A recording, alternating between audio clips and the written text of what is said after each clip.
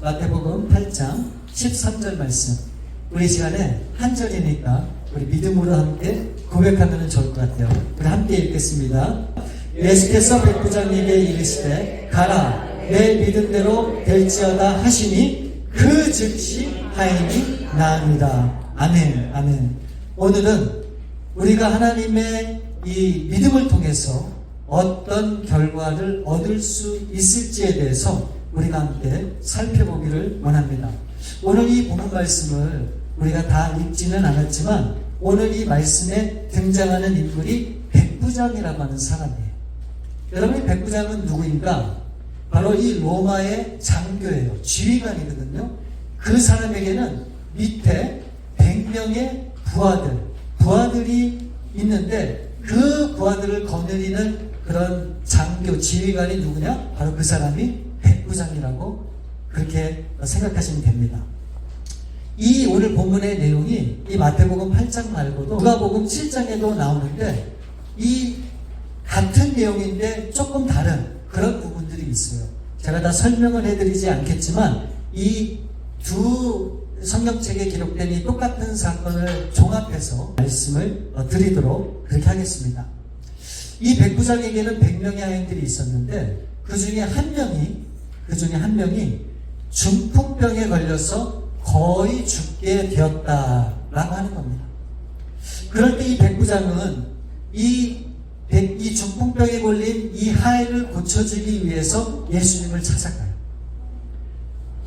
다행히 예수님께서 내가 고쳐주겠다, 집으로 가자 했을 때 이 백부장의 반응이 참 희한합니다. 참 어이가 없기도 하고 흥미로워요. 예수님은 고쳐주겠다고 가시자고 하는데 이 백부장이 급구 자신의 집에 오는 것을 감당을 못하겠다, 그렇게 얘기를 하는 거예요. 그러면서 굳이 우리 집에 오실 필요가 없습니다. 예수님께서 말씀만 하시면 그 중풍병 걸린 그 하인이 나음을 입을 수 있습니다 라고 하는 그런 믿음의 반응을 보여주는 게 이 오늘 본문 말씀의 그 내용입니다.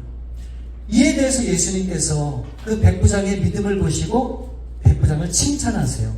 마태복음 8장 10절 말씀을 보시면 예수께서 들으시고 놀랍게 여겨 따르는 자들에게 이르시되 내가 진실로 너에게 이르노니 이스라엘 중에 아무에게서도 이만한 믿음을 보지 못하였느라. 그러니까 이스라엘의 그 수많은 믿음의 선조들과 사람들이 있었는데 그 모든 사람들 중에 가장 아름답고 위대한 믿음을 가진 사람이 바로 이 백부장이다 라고 그렇게 다른 사람이 아니라 누가 칭찬을 했다고요? 예수님이 칭찬을 하셨다는 겁니다. 그리고 본문 말씀 13절에 보시면, 오늘 본문 말씀에 보시면 예수께서 백부장에게 이르시되 가라 내 믿음대로 될지어다 하시니 그 즉시 하인이 나으니라. 여러분, 예수님께서 내 믿음대로 될 거다라고 그렇게 말씀을 하시니까 그 즉시 어떤 일이 일어났다고요? 그 중풍병 걸린 그 하인이 어떻게 해요? 나았다고 얘기하고 있는 거예요. 여러분, 그 당연한 거 아닙니까? 이 백부장의 무엇을 예수님이 칭찬하셨죠? 믿음. 그 믿음이 가장 위대한 믿음이었으니 당연히 그 믿음을 통해서 이 하인이 낫는 것은 그거는 당연한 얘기예요. 그러니까 우리가 이것을 통해서 확실하게 알 수 있는 것은, 여러분, 믿음은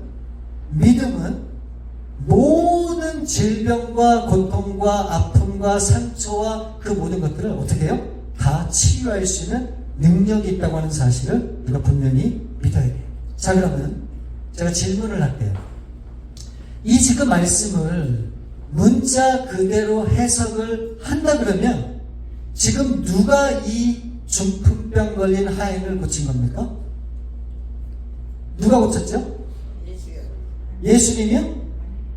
누가 고쳤습니까? 잘 보세요.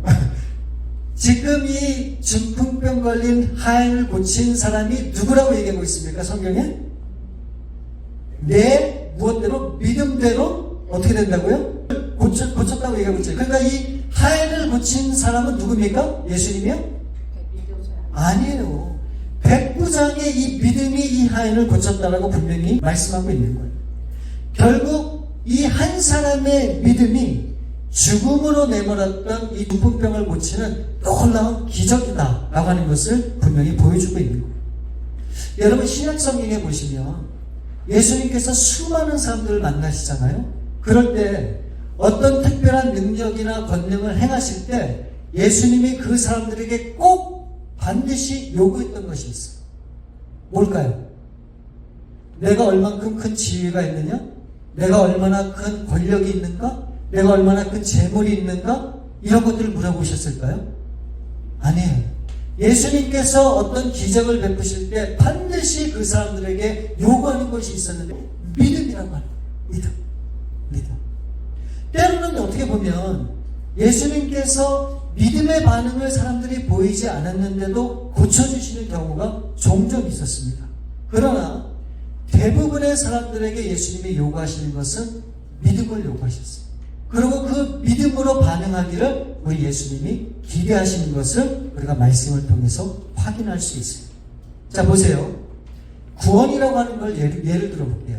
여러분, 만일 하나님께서 이 세상의 모든 사람들을 다 구원하는 것이 하나님의 분명히 원하시는 바고 아무런 조건 없이 그 사람들을 다 구원해서 고치실 수도 있단 말이에요. 그렇죠? 그런데도 우리 하나님께서 이 구원을 위해서 한 가지 요구하시는 것이 있었죠. 그게 뭡니까? 믿음을 요구했어요. 예수님을 믿는 믿음을 통해서만 구원을 허락해 주시겠다라고 그렇게 하나님이 정하셨다고 하는 사실을 우리가 알 수 있는 거예요. 그러니까 여러분, 이 믿음이라고 하는 것은 하나님의 역사에 있어서 굉장히 중요한 툴이고 도구예요. 또한 우리가 하나님 앞에 나아가는 그런 믿음의 반응에 대해서 꼭 있어야 되는 그런 동기라고 하는 사실을 우리는 또 잊으면 안 돼요. 그럼에도 사람들은 이 믿음에 대해서 조금 혼동하고 잘못 생각하는 것이 있습니다. 그게 뭐냐면 마치 나에게 있는 어떤 문제나 어려움을 예수님께 전적으로 떠맡기는 것을 믿음이라고 생각할 때가 있어요. 이해가 되시죠? 내가 갖고 있는 어떤 어려움이 있단 말이에요. 문제가 있어요. 그것을 그냥 예수님 알아서 해주세요 라고 맡기고 떠맡기는 그 자체를 믿음이라고 생각하는 그런 사람들이 있다는 말이에요. 내가 안고 가야 될 그 나의 고민과 나의 갈등을 내가 어떻게 해보겠다 그러는 거예요? 아니고 모든 것을 다 예수님께 맡기는 것이 믿음이라 우리가 그렇게 생각할 수도 있습니다. 보세요. 이거 중요한 겁니다. 우리가 잘 아는 말씀 베드로전서 5장 7절을 보시면 우리 한번 같이 한번 읽어볼까요? 시작. 너희 염려를 다 주께 맡기라. 이는 그가 너희를 돌보십니다. 이 말씀을 문자 그대로 해석하면 이런 거예요. 우리가 생활을 하면서 겪게 되는 어려움이나 염려들이 있을 수 있잖아요. 그런 일들이 생길 때마다 그 모든 것들을 하나님 앞에 다 맡기기만 하면 하나님께서 대신 그 모든 문제를 해결해 주신다라고 문자대로 그렇게 해석할 수 있어요. 그런데 이 말씀만 딱 보면은 그렇게 보이지만 사실 이 말씀은 그런 의미가 아니에요. 이 말씀을 하시기 그 전과 후에 이 전체적인 그 문맥을 다 살펴보면 바로 이런 의미가 있는 거예요. 그리스도인들이 이 세상에서 살 때 힘든 일이 있다는 거예요. 고난당하는 그런 일이 우리 가운데 있다는 겁니다. 그러면 그럴 때마다 낙심하고 절망하는 것이 인간의 본 모습인데 이분 그럴 때도 여전히 우리에게 맡겨주신 하나님의 선한 일을 감당하고 또한 겸손한 마음으로 어떻게 해요? 섬기기를 힘쓰는 그런 삶을 살아야 된다는 거예요. 여러분, 나 하나 지키기도 힘들고 나 하나 어떻게 이렇게 살아가기도 버거운데 그 힘든 상황에 하나님의 뜻을 이뤄가라고 이렇게 말씀하시니 그게 얼마나 힘듭니까? 그런 사람에게 하나님께서 모든 염려와 걱정과 근심과 마음의 그런 부대낌이 있어도 하나님의 말씀을 의지해서 살아가는 그런 사람의 그 모든 것들을 하나님이 책임져 주시겠다고 하는 그런 있습니다. 그러니까 하나님께서 맡겨주신 그 모든 일을 끝까지 믿음으로 감당할 때 하나님께서 그 인생을 끝까지 인도해 주시겠다라고 하는 약속의 말씀이 이 본 뜻이 있다고 하는 거예요. 그러니까 여러분, 하나님의 역사는 누굴 통해서 나타나는가? 바로 이와 같은 믿음을 가진 사람들을 통해서 드러나고 나타날 것이다 라고 하는 것을 알려주시는 거예요. 여러분, 우리는 주님께서 저와 여러분을 대신해서 믿음의 역사를 나타내는 분이라고 생각할 수 있는데 그게 아니라는 거예요. 우리가 주님을 신뢰하고 믿는 그 믿음을 통해서 하나님께서 우리 가운데 역사를 이뤄가시겠다라고 하는 그런 의미를 우리가 분명히 기억을 해야 돼요. 그렇기 때문에 이 믿음이라고 하는 것은 하나님께서 그의 백성들을 사용하시는 그런 통로라고 하는 사실을 기억을 해야 되는 겁니다. 우리가 잘 알고 있는 히브리서 11장은 믿음장이라고 얘기하고 있잖아요.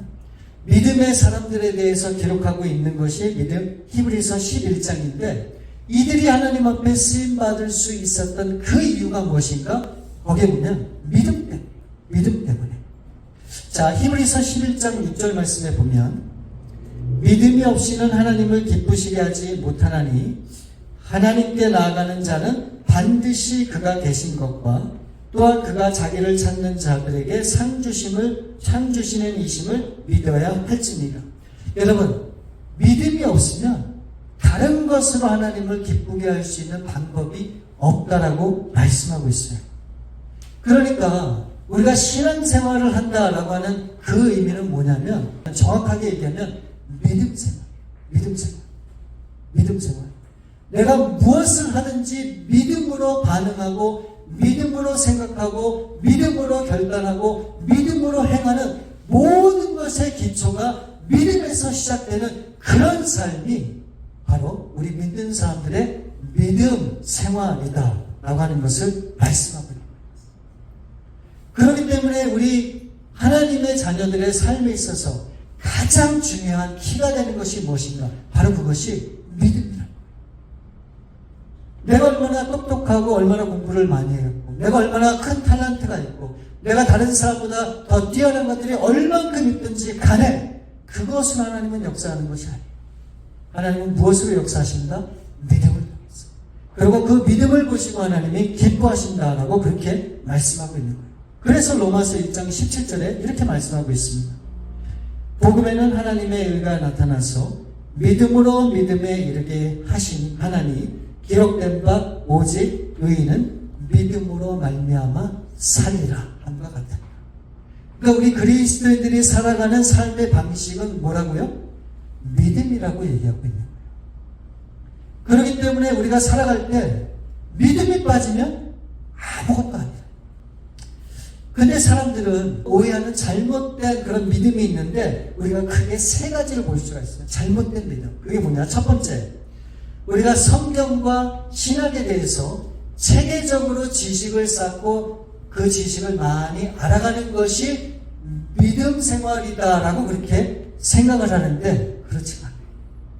그래서 우리가 성경 공부도 많이 하고 제자 훈련도 많이 하고 사실 말씀이 얼마나 많은 사람들이 잘 알고 있습니다.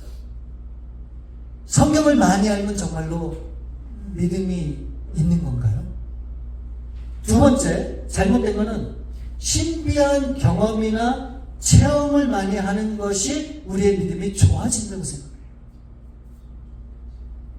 그러니까 이 체험을 강조하게 되는 거죠. 그리고 체험이 없는 그런 신앙생활을 하는 사람들은 그냥 어린아이 같은 그런 신앙생활을 하는 사람이라 그렇게 생각을 한다는 거죠. 그러니까 체험을 강조하는 거죠. 또 잘못된 그런 믿음의 방식인데 그것은 무조건 믿고 맹목적으로 순종하는 것이 믿음이라고 얘기를 해요. 정말 그럴까요? 옳고 그름을 떠나고 내 생각과 내 판단과 내 생각은 중요하지 않고 무조건적으로 믿는 것이 믿음이다. 여러분 그렇게 얘기할 수 있을까요? 아니에요. 여러분, 믿음은 꼭 기억하실 수 있고 바랍니다. 이 세 가지가 물론 필요는 해요. 그렇지만 진정한 믿음은 그런 것이 아니에요. 여러분, 믿음이라고 하는 것은 무엇인가? 그것은 신뢰예요. 인격적으로 우리 주 대신 예수님을 얼마나 내가 신뢰하는가. 그리고 그 예수님이 가르쳐 주신 그 복음의 진리 위에 서서 내가 얼마나 그 말씀에 따라 순종하며 나아가는가. 이것이 진정한 믿음이다 라고 하는 사실을 우리가 알 수 있기를 바랍니다. 근데 여러분, 마귀는 오늘 이 시대에 우리에게 잘못된 신앙을 가르쳐주고 있어요. 그게 뭐냐면 믿음과 신앙을 따로따로 해석하게 그렇게 만들어요. 믿음과 신앙. 많은 사람들은 믿음을 어떻게 이해하고 있는지 아십니까? 하나님만 믿는 것이 믿음이라고 생각을 해요. 그러니까 하나님의 존재를 믿는 것. 그러니까 우리가 교회 나와서 예배하고 또 그 하나님 앞에 이 교회를 잘 나오는 것. 이런 것들이 정말 믿음 생활이고 신앙 생활이다 라고 그렇게 사람들이 이해를 한다는 것이죠. 그러니까 겉으로 볼 때는 굉장히 믿음이 있는 것처럼 보이고 열심히 있는 그런 신앙의 사람처럼 보이지만 그 삶을 들여다보면 그 안에는 변화가 없어요. 늘 자신의 방식대로 자신의 성격을 따라서 그렇게 사는 사람들이 많은 것을 우리가 확인을 하게 되죠. 그렇다면 이런 사람들의 믿음은 어떤 믿음일까? 성경은 이런 사람들의 믿음을 정확하게 가르쳐주고 있어요. 자, 야고보서 2장 17절부터 22절 말씀에 보시면 이렇게 말씀합니다. 이와 같이 행함이 없는 믿음은 그 자체가 죽은 것이라. 어떤 사람은 말하기를 너는 믿음이 있고 나는 행함이 있으니 행함이 없는 내 믿음을 내게 보이라. 나는 행함으로 내 믿음을 내게 보이리라 하리라. 내가 하나님은 한 분이신 줄을 믿느냐? 잘하는도다. 귀신들도 믿고 떠느니라. 아, 허탄한 사람아, 행함이 없는 믿음이 헛된 것인 줄을 알고자 하느냐? 우리 조상 아브라함이 그 아들 이삭을 제단에 바칠 때 행함으로 의롭다 하심을 받은 것이 아니냐? 내가 보거니와 믿음이 그의 행함과 함께 일하고 행함으로 믿음이 온전하게 되었느니라. 여기 보면 22절 말씀에 뭐라고 얘기합니까? 믿음이 행함과 함께 일하고 그 행함으로 믿음이 어떻게 된다고요? 온전케 된다, 완성케 된다 라고 그렇게 말씀을 하고 있어요. 여러분, 이 행함과 믿음은 떨어뜨릴래야 떨어질 수 없는 그런 각별한 사이라고 하는 것을 말씀하고 있는 거예요. 그렇기 때문에 17절에 나와 있는 것처럼 행함이 없는 믿음은 그게 어떤 믿음이라고요? 죽은 믿음이라고 얘기하고 있는 겁니다. 그러면서 아브라함의 예를 들어요. 21절 우리 화면 넘겨주시면 우리 조상 아브라함이 그 아들 이삭을 제단에 바칠 때에 행함으로 의롭다 하심을 받은 것이 아니냐. 하나님께서 이 아브라함에게 하나밖에 없는, 그것도 어떻게 얻은 아들인데 그 아들을 제단에 바치라. 제단에 바치라. 여러분, 이게 상상이나 가십니까? 내가 원한 것도 아니고 하나님이 그 나이 많은 아브라함과 사라에게, 그렇죠? 사라에게 이 자식을 허락해 주신 거 아닙니까? 하나님이 주셨단 말이에요. 그런데 그 자식을 달라고 할 때 이게 있을 수 없는 얘기죠. 절대 그럴 수가 없는 거죠. 여러분, 제단에 바친다고 하는 의미가 뭡니까? 죽이겠다고 하는 의미가 있는 거예요. 근데 이 아브라함이 어떻게 합니까? 아브라함이 그렇게 생각했을까요? 하나님이 허락하신 아들이기 때문에 내가 죽이려고 신용을 할 때 하나님이 그 아들을 죽이지 못하게 뭔가를 해주시겠지. 이 아들을 내가 죽이지도 않고 어떻게 하나님이 어떻게 다르게 역사하는 어떤 방법이 있잖아요. 여러분, 그렇게 생각했을까요? 아니에요. 정말 이 아브라함은 이 100세에 얻은 이 이삭을 정말로 죽이려고 했어요. 정말. 이 아들의 죽음을 무릅쓰고 하나님이 바라시고 원하는 대로 그 말씀 앞에 순종하고자 했다고 하는 것을 우리가 말씀을 통해서 분명히 확인합니다. 여러분, 이게 믿음이라고 하는 거예요. 여러분, 믿음은 우리 생각과 우리 마음에 머물러 있는 것이 절대로 아니에요. 모든 결과를 주님 앞에 내려놓고 믿음을 가지고 나의 삶을 통해서 발걸음을 옮기는 것, 나의 손으로 그 말씀을 순종하는 것, 바로 이것이 믿음이다라고 하는 것을 우리 예수님이 가르쳐 주시는 거예요. 여러분, 오늘 이 본문 말씀에 보면 이 백부장은 믿음의 반응을 통해서 예수님의 칭찬을 받았잖아요. 예수님께서 이 칭찬하신 이 백부장의 믿음이 무엇인가, 이것을 아는 것이 사실은 너무너무 중요한 거예요. 여러분, 백부장이 가지고 있었던 그 믿음이 뭘까요? 백부장이 가지고 있었던 그 믿음, 마태복음 8장 5절 말씀에 보면 예수께서 가버나움에 들어가시니 한 백부장이 나와 간구하여. 여러분, 백부장이 가졌던 믿음은 무엇인가? 바로 그 믿음은 예수님 앞에 나왔다고 하는 게 그게 놀라운 믿음의 반응이다. 저는 그렇게 분명히 믿어요. 여러분, 당시 이 가버나움은 이 로마 제국의 식민지였었거든요. 그러니까 그 식민지로 사는 그 동네, 그 지역을 관할했던 사람이 바로 이 백부장입니다. 그래서 누가복음 7장에 보면 이 백부장이 어떤 사람인지를 조금 더 자세하게 설명을 하고 있어요. 그 말씀에 보면 이 백부장은 어떤 사람이냐면요, 이 유대인들을 너무너무 사랑했어요. 이방인이지만. 그래서 이 유대인들이 원하는 회당을 지어준 사람이에요. 회당. 그리고 이 자신이 데리고 있었던 그 100명 중에 그 한 명이 중풍병에 걸렸잖아요. 그러면 사실 군대에서 이 부하가 그런 중풍병에 걸려서 정말 아무것도 할 수 없는 그런 상황에 있으면 그 군인은 이미 군인으로서의 자격이 없는 거예요. 그렇죠? 그러면 그 부하를 그냥 버려도 되는 거고, 더 이상의 아무런 관심을 안 가져도 누가 뭐라 그럴 사람이 없단 말이죠. 그런데 이 백부장은 그 수많은 부하 중에 그 한 명이 아픈 것에 대해서 마음이 안타까웠어요. 왜요? 그 부하를 사랑했기 때문에 그래요. 그래서 끝까지 그 종을 살려주고자 하는 그런 마음을 가졌다라고 그렇게 누가복음 7장에서 설명하고 있는 거예요. 그러니까 이 백부장은 지위 여하를 막론하고 아무리 아랫사람이라 할지라도 그 사람을 아끼고 그렇게 귀하게 여겼다라고 하는 것을 이 말씀을 통해서 우리가 확인할 수 있는 그런 대목입니다. 여러분, 사실 현대의학으로 이 중풍병을 고친다고 하는 것이 쉽습니까? 어렵습니까? 이게 불가능한 거예요. 쉽지 않죠. 그런데 예수님 당시에는 어땠을까요? 더더욱 힘들죠. 무슨 의학적인 뭐가 있었겠습니까? 아무것도 없었죠. 그런데 이 백부장은 이 죽어가는 자신의 이 하인을 보면서 어떻게든 살리고 싶은 마음이 간절했고, 그 하인을 살리기 위해서 백방으로 노력하고 수고했다라고 하는 것을 우리가 짐작해 볼 수가 있는 거예요.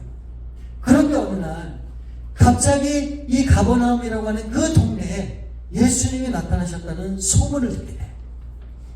그래서 이 백부장이 어떻게 했는가?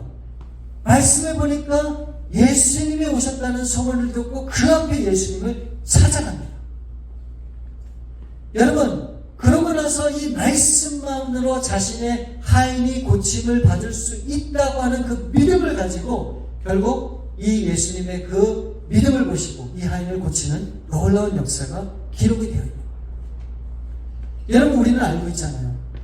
믿음을 갖고 정말로 하나님을 사랑하고 하나님을 신뢰하면 하나님의 놀라운 기적을 일으킬 것이다 라고 하는 그런 분명한 그런 믿음이 우리 가운데 있잖아요. 그런데 어떤 사람들은 그런 놀라운 기적을 경험하고 또 어떤 사람들은 전혀 그런 하나님의 능력을 조금도 맛보지 못하는 그런 사람들도 있다. 여러분, 그 차이가 뭘까요? 그 차이는 분명해요. 아주 명확합니다. 그 믿음을 가지고 예수님 앞에 나가는가 나가지 않는가, 여기에 우리의 모든 삶이 달려있다. 여러분, 혹시 여러분이 아프고 힘들고 여러 가지 스트레스 때문에 고통받고 하는 분이 있다면 여러분 어떻게 하세요? 누군가가 나를 위해서 기도해주면 좋겠다. 누군가가 나를 위해서 전심으로 금식하며 하나님 앞에 매달면 내가 응답받을 것 같다. 그렇게 생각하는 사람이 있을 수 있죠. 여러분, 가장 확실한 하나님의 응답을 받는 일은 뭔지 아십니까? 내가 나를 위해서 기도한다. 내가 나를 위해서 축복하는 거예요. 내가 얼마나 존귀하고 내가 얼마나 귀한 하나님의 자녀임을 믿고 하나님을 믿음으로 의지해서 내가 믿음의 반응을 보이고 이것처럼 확실한 것은 없어요. 여러분, 가족 중에 아픈 분들이 있으면 손을 얹고 기도해 주세요. 우리 성도님 중에 고통당하는 분들이 있다면 찾아가서 기도해 주세요. 이건 목사만 해야 되는 것이 아니에요. 우리 모든 분들이 다 그렇게 할 수 있는 거예요. 여러분, 이 백부장은 그냥 예수님 소문으로 들어서 알고 있어요. 아, 그분은 능력이 많으신 분이네. 죽은 사람을 살리고 병든 자를 고치는 그런 예수님이라는 사실을 알고 있죠. 알고 있는 것 갖고는 역사가 나타나지 않아요. 어떻게 해요? 예수님 앞에 나옵니다. 예수님 앞에 전부를 드릴 때, 예수님 앞에 모든 것을 내려놓을 때, 바로 믿음으로 나의 발걸음과 나의 모든 삶의 그런 손길을 주 앞에 실제적으로 움직일 때, 그럴 때 하나님의 역사가 나타난다고 하는 사실을 우리가 이 말씀을 통해서 보게 됩니다. 그렇기 때문에 이 백부장은 그런 믿음으로 예수님 앞에 반응을 했고, 그 놀라운 믿음을 보신 예수님께서 그 믿음을 통해서 그 중풍병에 걸린 그 하인을 즉시 고쳐주셨다고 합니다. 여러분, 우리가 잘 알잖아요. 베드로, 무리를 걸었던 사람. 어떻게 가능할까? 불가능하죠. 똑같은 말이에요. 그 예수님을 바라보는 믿음 앞에 반응을 했기 때문에 그런 일이 일어나게 되었다고 하는 겁니다. 여러분, 제자리 멀리 뛰기를 해보신 적 있으세요? 아마 어렸을 때 해보신 적이 있을 거예요. 여러분, 어떻게 하면은 멀리 뛸 수 있는지 아십니까? 내가 바라보는 것만큼 뛸 수 있는 거예요. 요 앞을 바라보면 여기밖에 못 뛰어요. 정말 그래요. 그러나 최대한 멀리 바라보면 거기까지는 못해도 그 근처까지는 갈 수 있는 거예요. 여러분, 우리가 믿습니다. 그래, 주님은 그런 분이십니다. 그렇게 생각과 마음만 가지면 거기밖에 안 돼요. 그러나 하나님이 주신 그 믿음을 갖고 우리 예수님이 그렇게 하셨고 또 믿는 자에게 능치 못할 일이 없다고 말씀하셨기 때문에 내가 그 믿음을 가지고 그렇게 해보고자 믿음으로 도전을 해보면, 실천을 해보면 거기에 놀라운 하나님의 역사가 우리 가운데 증거되고 나타난다고 하는 거예요. 우리가 이 믿음으로 살아가기를 원하고 우리가 이 믿음으로 그렇게 반응하기를 원하는 바로 그런 예수님의 마음을 우리가 오늘 이 말씀을 통해서 확인하게 됩니다. 우리 사랑하는 여러분, 말씀을 맺습니다. 여러분, 우리에게 필요한 건 뭡니까? 믿음이에요. 정말로 믿음이 필요해요. 네. 우리가 그 믿음을 가지고 생각과 마음만 갖고 있으면 절대로 역사가 일어나지 않아요. 나는 할 수 없지만 주님께서 이 말씀으로 약속을 하셨기 때문에 이 약속을 붙잡고 제가 믿음으로 도전하겠습니다 라고 움직이면, 실천하면 거기에 하나님의 기적의 역사가 나타납니다. 그래서 이와 같은 믿음을 통해서 하나님의 놀라운 기적을 여러분의 삶 가운데 경험할 수 있기를 우리 주님의 이름으로 축원을 드립니다. 우리 시간 함께 기도하기 원합니다. 하나님, 우리에게 이 믿음을 주옵소서. 그냥 내가 단순히 알고 있는 그런 믿음의 지식이 아니라 이 믿음을 통해서 정말 놀라운 기적을 베푸셨던 그 하나님의 능력이 우리 가운데 부어질 수 있도록 도와주옵소서. 정말 이 믿음이 없으면 여러분, 우리는 이 세상을 살 수가 없습니다. 어떻게 이 험한 세상의 벽을 우리가 넘을 수가 있겠습니까? 그러나 우리 주님께서 분명히 말씀하셨어요. 아무리 힘들고 어려워도 우리가 믿음이 있으면 이길 수 있다. 할 수 있거든이 무슨 말이냐? 믿는 자에게는 능치 못할 일이 없다고 우리 주님께서 분명히 약속해 주셨어요. 그런 믿음을 가지세요. 그게 정말 우리 가운데 필요해요. 그래서 이제는 앞으로 어떻게 하면 내가 이 문제를 해결할까 고민하고 전전긍긍하지 마시고 이제 그 모든 것들을 주님 앞에 내려놓고 믿음으로 도전해보세요. 믿음으로 한번 나아보세요. 그리고 하나님께서 우리의 이 작은 믿음을 통해서 하나님의 역사를 주십니다. 우리 한번 그렇게 기도합니다. 하나님, 이 믿음을 주옵소서. 이제는 나의 삶의 방식을 다 내려놓고 이제 모든 것에서 이 믿음으로 반응할 수 있도록 도와주옵소서. 우리 그렇게 기도합니다. 아버지 하나님 감사합니다. 우리 사랑하는 성도님들, 오늘도 이렇게 우리 주 앞에 나와서 다시 한번 이 말씀을 통해서 우리가 살아갈 수 있는, 이길 수 있는 유일한 방법과 길이 믿음이라고 하는 것을 우리가 살펴보았습니다. 아버지, 때로는 우리가 이 세상에 살면서 넘어지고 쓰러질 때가 많은데 우리가 무엇 때문에 넘어지고 쓰러지는지를 분명히 기억할 수 있기를 바랍니다. 우리가 믿음이 없었기 때문입니다. 내 생각으로, 지식으로 여러 가지 생각하고 이렇게 다 짜보지만 결국은 이 모든 것들이 허탈하고 결국 이 모든 것들이 나를 지켜주지 못한다고 하는 사실을 우리가 늘 경험하게 됩니다. 그래서 아버지 하나님, 이제는 믿음을 가지고 우리 주 앞에 나가길 원하오니 하나님, 이 믿음을 주셔서 이제는 믿음으로 승리하는 그런 삶을 살 수 있도록 우리 주님 도와주옵소서. 모든 것을 우리 주 앞에 맡깁니다. 한 주간도 믿음으로 승리하는 그런 우리들 될 수 있도록 도와주옵소서. 감사하신 주 예수 그리스도로 기도를 올리옵나이다. 아멘. 아멘.